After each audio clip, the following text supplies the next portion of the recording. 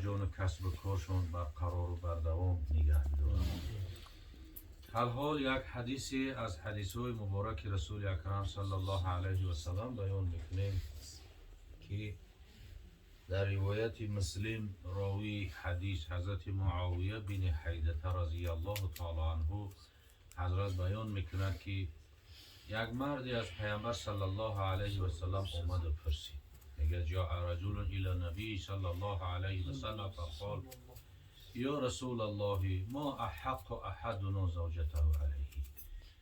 پیامبر صلی الله علیه و سلم پرسید که یک تای مردها وقتی که صاحب زن شدن حق او زن به گردن مرد چی هست؟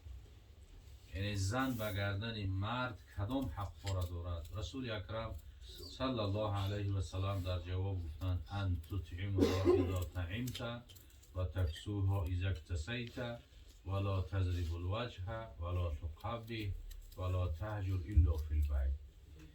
پیامبر صلی الله علیه و سلم جواب بیان کردند که یکی مردهای مسلمان وقتی که صاحب زن شدن اولین حقی که به گردن مرد دارد زن این چی است که ان تطعمها اذا طعمت، طعام زن شرایطش مهیا کنه وقتی که خودش از طعام استفاده میکنه. وقتی خودش از طعام استفاده میکنه همسرش هم باید که با طعام شرایطش مهیا کنه. البته که خورانیدن به گردن چی است؟ وظیفه مرد است. البته خورانیدن فقط یک خورانیدن مطلق نه که فقط شکم رسید کنند، خورانیدنی که البته که لقمه حلال باشد، از کسب کار حلال باشد، لقمه حرام نباشد، از کسب حرام نباشد، چون که همه انسانیت از اثر لقمه به وجود می آید. صحابه از پیامبر صلی الله علیه و سلم سوال کرد که یا رسول الله چیکار کنم که حضرت سعد بن وقاص بود. حضرت پرسید که یا رسول الله چه عمل داشته باشم که من مستجیب دعوات شم، یعنی همون شخصیتی بشم که همه دعای کردگی من الله عزوجلال اجابت کند. پیامبر صلی الله علیه و سلم در جواب حضرت سعد گفت که اتیب مطعمک تکن مستجاب دعوه، همه طعام میخوردگی تا پاک کن، حلال کن، تو مستجیب دعوات میشه. وقتی که طعام حلال باشد، طعام پاک باشد، از وجه حلال باشد، از کسب حلال باشد، انسان چی از دعاهاش مستجاب می شود. یکی از شرط های اجابت شدن دعا همین چی است؟ لقمه پاک است. دیگر فرق بین مسلمان و غیر مسلمان چی است؟ همین است که مسلمان چی است؟ در لقمهش احتیاط دارد، هر چی خوردن نمیگیرد. اکنون مسلمان چی است؟ اسلام خودش چی است که انقیاد لأوامر الله گردن بند شدن در احکام الهی است. اسلام همین است که هر چی مسلمان خوردن نمیگیره، فقط حلال میخوره. هر چی مسلمان پوشیدن نمیگیره، فقط همون لباسی میپوشه که ستر عورتش بجا بیاره، همون لباسی که طبق سنت پیامبر است. هر چی به دهان آمد مسلمان گفتن نمیگیره. چی است؟ غیبت حرام است، بهتان حرام است، سخنچینی حرام است. و مسلمان چی است؟ در همه کاری که میکنه چی است؟ ایتا ببند وار نیست. در چی است؟ در تحت قانون اسلام گردن بند است که همون رو بجا بیارد. انم یکی از همون شرط ها چی است؟ مستجیب دعوت شدن. شرط شمین است که پیامبر گفت اتیب مطعمک، تمام میخوردگی تا چیکار کن؟ حلال کن، لقمه پاک باشد، حلال باشد، دعاهات مستجاب می شود. اگر لقمه به شبهه باشد دیگر هر چقدر دعا هم که کنی دعا اجابت نمیشه. در لقمه باید خیلی مسلمان احتیاط داشته باشه که امروز در عصر زمان ما لقمه خیلی شبهانه شگی هستند. از بیرون بسیارتر میان واردات میان که در اونجا به پرست و طعام تیار میکنه میاره. او چی است؟ بوده فرق نداره دیگه، گوشت خر هم یگه، گوشت سگ هم یگه، گوشت گاو و گوسفند هم یگه، یا دیگر چیزا در همه باید مسلمان احتیاط داشته باشد. یعنی طعام دادن از وجه حلال و کسب حلال و مهنت حلال باشد. وقتی که از اثر همین کسب و مهنت حلال و لقمه پاک باشد، انشاءالله که فرزندی که به وجود می آید، البته که کسی هست چی هست که فرزند صالحه به دنیا میاد، عالم و عالمه به دنیا میاد. اکثری همه بزرگا را که نگاه کنیم تاریخشون از پدر و مادرای پاک دامن به دنیا آمدن، از کسانی به دنیا آمدن که لقمه های پاک داشتن. حضرت خواجه عبدالله انصاری پیر هرات بیان میکنه که مادرش پرسیدن که به چی سبب فرزند تی قدر خداوند بزرگی را نصیبش کرد. مادر خواجه عبدالله انصاری گفت وقتی که حامله و عبدالله شدم به خود عهد کردم که هرگیز لقمه شبهناک به دهن نبرم در دوران حاملگی. وقتی که تولد شد به خود عهد کردم که هرگیز پای به طهارت شیرش نتونم. این قدر وقتی که مادر به این درجه باشه حتما که فرزند او عالم میشود، صالح میشود، فرزند او خادم شریعت میشود. دیگه چیزی را که رسول اکرم صلی الله علیه وسلم بیان کرد و تکسوها اذا اکتسیت، زن تا به سر و لباس تامینات بکن وقتی که خودت سر و لباس میپوشی. اگه به سر و لباس تامینات کردن زنم این مطلق نیست هر چی افت پوشیدن بگیره، نه، سر و لباسی که موافق قانون شریعت بشه. خداوند برای مستوره و محجوبه بدن زنها چی هست که در سوره احزاب، در سوره نور حدیث های زیادی از رسول اکرم صلی الله علیه وسلم هستن که یعنی که خواهر مسلمان، مادر مسلمان مستوره و محجوبه باشد، با شرم باشد، با حیا باشد. چی است دیگر همین است که زن مسلمان از غیر مسلمان فرقیتش همین است که زن مسلمان شرم داره، حیا داره، مستوره است، محجوبه. هر کدام از همین ما و شما دل خواه کسی که نباشد در همین مردم تاجیکستان ما و شما یک بار مادرامون رو فکر کنیم، ماماها بیبی هامون رو فکر کنیم چگونه بودن. همین تا سر لباسی دوشنه که حتی کمی دوکه داشت و که همین تا میپیچون، همین تا دهنش میپیچون خشرو، نه گردنش میتوب نه گوشوش میتوب. آستینو همین آستینو مخصوص همین خبرد که تونو کی دست بود. آستین هم مادرامو تونو کی دست بود. از مرد که تویجه را سنت اما از زنو همین قدر بود. همین وقت سلام میکرد همون آستینش قد سلام میکرد، دستی برهنه سلام نمیکرد. همون چی هست که همین تا سر لباسی نازنین داشتن که همش موافق قانون شریعت بود.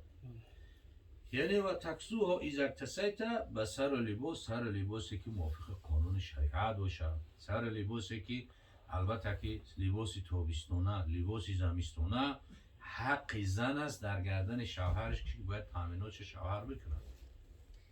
خیلی که ولیمتری عادت شده است یک شوهر میکنه عروس میره تو 2-3 سال دیگه و نه پشاک میخوره و مردک نه پروا داره، فقط میره خونه پدر و مادرش کردن میگیره. نه، در گردن پدر و مادرش دیگه او سر و لباس نیست، در گردن شوهر او سر و لباس شریعت گذاشته و تکسوها اذا اکتسیت. در دوام حدیث پیامبر صلی الله علیه وسلم گفت ولا تضربوا الوجه، یعنی در یک حالتی که ضرورت شد در روش نزنیم.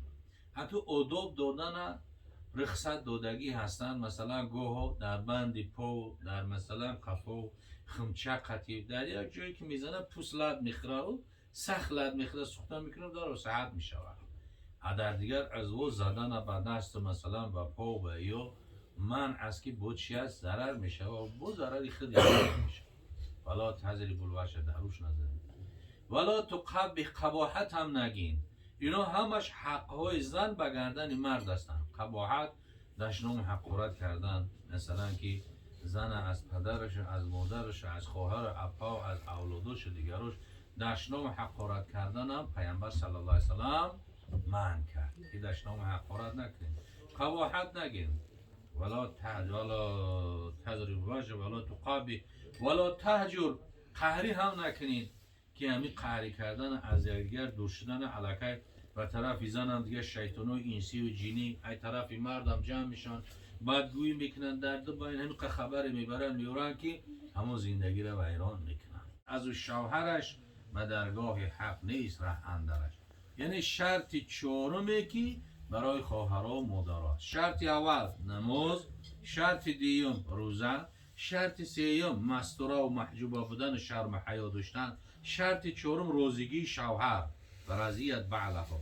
بعد همین 4 شرط کدام زنی که با وجود بیارد رسول اکرم صلی الله علیه وسلم رو دخل جنت، او زن داخل جنت میشه و منهای باب میشود. از کدام در یکی خواهد از همین 8 در جنت کدامش که بخواد صاحب اختیارش بکنن و همه داخل جنت شد. یعنی الحال حقی مردم بیان شد و حق زنم بیان شد. خداوند خواهر عروس همراه شاهدامان عمری دراز با برکات با توفیق عطا کنه. و اخیران هم باز نصیحت ما برای خواهر عروس و برادر ما شهر نصیحت همین است که در شب اول 2 رکعتی نماز بخونن، یعنی که نماز شکر بخونن، سجده شکرانه به جا بیارن. این کاری هست که پدر و مادر حضرت امام اعظم ابو حنیفه رحمت الله علیه همین کار کرده بودن که در شب اول چیکار کردن؟ طهارت کردن، 2 رکعتی نماز خوندن، دعا کردن. از نسل شخصیت پاکدامن خداوند کسی را به دنیا آورد که نصف زیاد مسلمان کره زمین تقلید پیروی او را میکنن. نصف زیادی مسلمان کره زمین. همین ما هم چی هست که همین میخواهیم که شاه عروس در شب اول 2 رکعتی نماز بخونن، سجده شکر کنن، دعا کنن. انشاءالله که در قدم اول زندگی وقتی که رضایت الله حکمی یابند، ما بعد زندگیشون همه دیگه خیر برکت هست. حکوای بر حال کسی که در تویشون در قدم اول زندگی به گناه سر میکنه و عرق خوردن و به فسق و فجور سر میکنه، او زندگیش دیگه ما بعدش خیر و برکت نداره. خوش به حال کسی که در قدم اول به طاعت عبادت برازیگی الله و قانون شریعت عمل کنه و زندگیش چی برقرار و بردوام بشه. این حضرت دنگلو دعا کنه. آمین انشاءالله. الهی آمین. پروردگار رو این نصایحی که برادرمان دنگلو جان الحال کردن حلقه گوش ما گردن، خاصتا جوان. پروردگار رو جوانان را غیرت و حیمت و محبت اسلامی را براشون نصیب روزی بگردان که از اون نصایحی که پیامبر خدا صلی الله علیه و سلم براشون انجام داده است و علما همچو وارثای علم پیامبر صلی الله علیه و سلم با جوانا و دخترها و پسرها میرسانند، برخوردار گردند، موافق اون عمل زندگی کنند، دستورالعمل حیات خیش قرار دهند. پروردگار عبدالله جان همراه تازه عروسش که الحمدلله از خاندان بسیار نجیب و پاک انتخاب کرده است، از جمعی بلا و گزندها حفظ کرد، جمعی مراد مقصوداش حاصل کرد. خداوند غیرت همت شامته که حق شناس باشند، گوهر شناس باشند، حق و حقوق همدیگر را رعایت کنند، حرمت احترام پدر و مادر را به جا بیارند تا اینکه حرمت احترام از فرزنداشون ببینند. خداوند از دامانش و فرزندای خوب صالح و حلال زاده به دنیا بیار. امروز ببینه در شب توی نکاح عروسی داملوهای نازنین قاریای عزیز و حاجیای بسیار مهربان جمع اومدن، همه به خوشی و خرسندی سر این دسترخوان نعمت فرد و پروردگار و فرزندای خوب صالحشون بده که با وجودشون، با فعالیتشون، با علمشون، با تقواشون مسلمانای این دیار افتخار داشته باشند. خداوند توسط تویهای نکاحی که طبق سنت دستور حبیب محمد صلی الله علیه و سلم برگزار می‌گردند، صف شماره فرزندای جامع اساس با غیرت، با ناموس و با همت زیاد گردان. فسق و فساد و حرام زنا را از این جامعه ما ریشه کم بساز. پروردگار و فیض برکات و خیرات و حسنات خیش را در این منزل، در این محفل، در این محله، در این شهر، در این دیار، در خاندان برادرای دست به دعا برداشتن نازل فرما. خدایا انشالله یقین داریم آنچنانه که حبیبت محمد صلی الله علیه و سلم پیامبرش صادق و مصدوق برامون بشارت داده است که حضرت میگه در هر جایی که ذکر یاد خدا کرده بشود، صلوات بر حبیبش محمد صلی الله علیه و سلم فرستاده میشود، اوجا رحمت خدا نازل میگردد، ملائکه رحمت او مردم احاطه میکنند، خبر ایشان به آسمان برده میشود. انشالله پروردگار او ملائکه ها را شاهد میگیره که من گناه بنده ها را بخشیدم و دعای بنده ها اجابت میشود. پروردگار را عاجزانه دعا میکنیم، ارواح گذشته هامون رحمت و مغفرت کنیم. پروردگار را به بیماران و شفای کامل و عاجل عنایت فرما. خداوند و به زنا را صاحب زنی صالحه، به فرزندا را براشون فرزندای خوب صالحه نصیب روزی گردان. خدای رزق روزی بنده ها تا فراخ و وسع گردان. فرزندا و برادرامون که دور از دیار هستند در ملک غریبی در پناه امن عصمتت محفوظ دار، سالم و غانم و سربلند تن صحت به وطن برگشته را براشون نصیب روزی گردان. پروردگار را به محبوس و آزادی کامل نصیب روزی بساز. خداوند جمیع بلا و وبا و آفات و ویروس را از این ملک نازنین ما دور گردانم، در این مساجد دوباره بروی مسلمانان باز کن تا نمازها را با جماعات مستحبه در خانه های بزرگت انجام بدهیم تا اینکه فیض برکت در ملک سرزمین بازم بیشتر از زایدتر گردد.